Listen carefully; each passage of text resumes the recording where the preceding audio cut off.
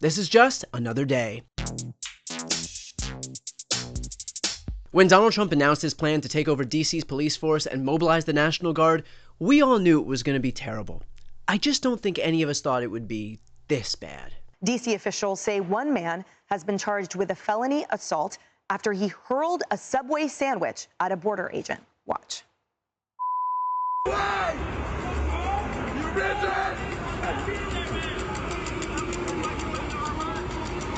You Mother. Oh! Oh! Oh!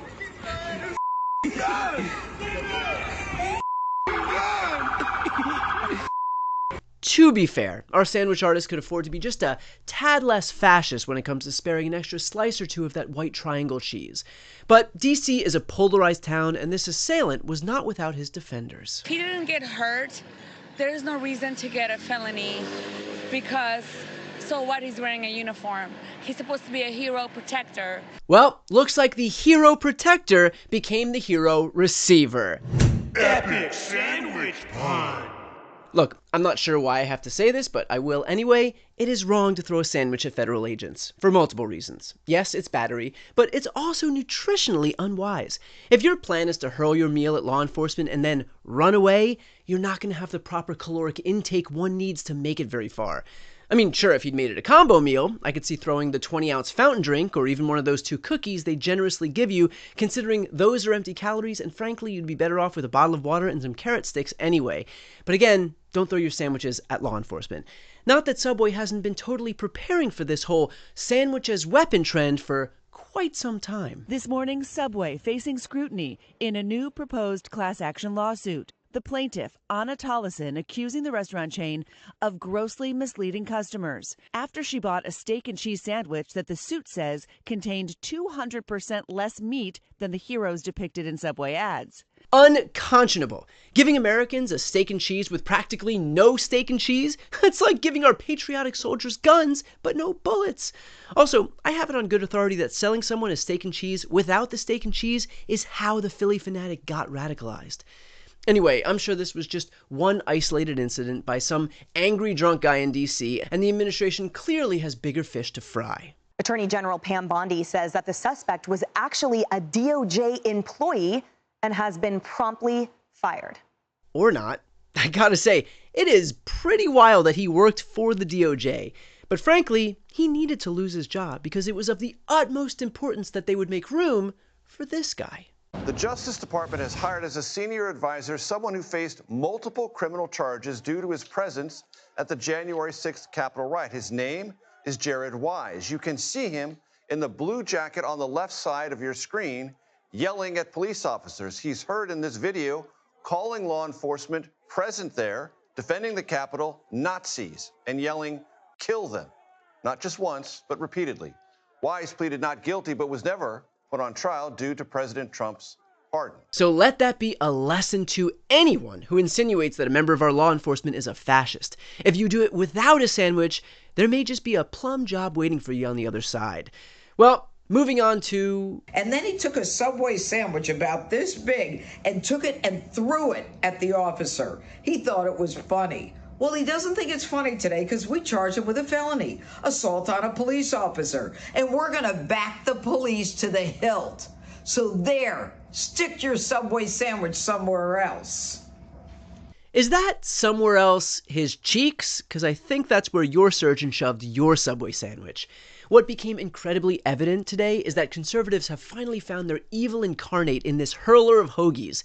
He's a man who embodies all that is wrong with the liberal left, which is why people like Jeanine Pirro aren't going to stand for it. She's taking this very seriously and saying it's not just about the crime and the chaos being reined in, but about the agents that have been put out there on the street to do their work, not being taken advantage of, not being assaulted and violently assaulted, and saying that they're going to stand up to that as well. That's right. Under this administration, there is no place for violent assaults on law enforcement.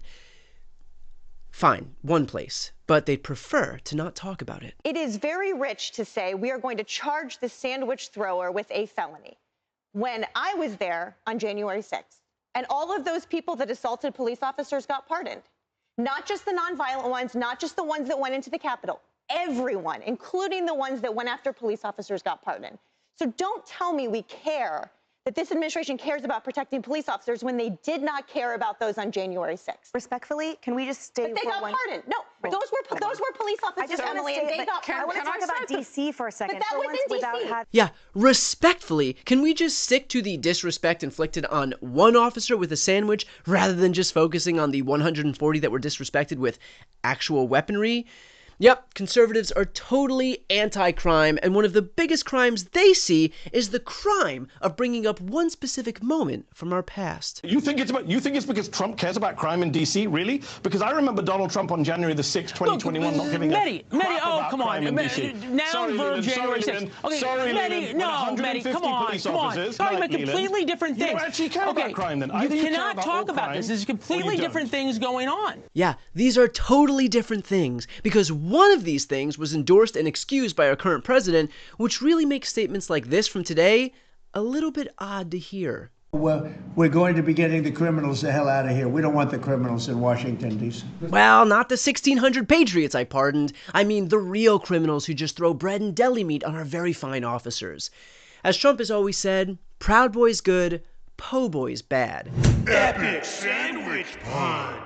Can we please dispense with this idea that Trump, the administration, or any conservatives are even remotely consistent on crime? They want to ignore January 6th like Donald Trump ignores his own son.